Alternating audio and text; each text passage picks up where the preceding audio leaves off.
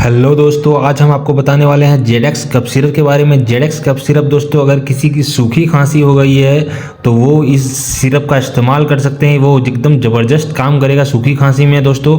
और अगर गले में सुरसुराहट हो रही है तो भी इस जगह पे बहुत काम करेगा दोस्तों। ये इसको डॉक्टर रेड्डी कंपनी बनाती है, जो कि बहुत ही ब्रांडेड कंपनी है दोस्तों। इसकी एमआरपी आप देख सकते हैं 158 रुपये 50 पैसे है दोस्तों। ये आपको कोई भी मेडिकल स्टोर में आसानी से मिल जाएगी दोस्तों। और इसकी पूरी वीडियो की जानकारी आप चाहते हैं तो मेरे यूट्यूब चैनल में मैंने पोस्ट किया है, आप जाके देख सकते हैं दोस्तों। और इसी तरह की मेडिसिन की जानकारी के लिए मुझे सब्सक्राइब कीजिएगा दोस्तों। धन्यवाद।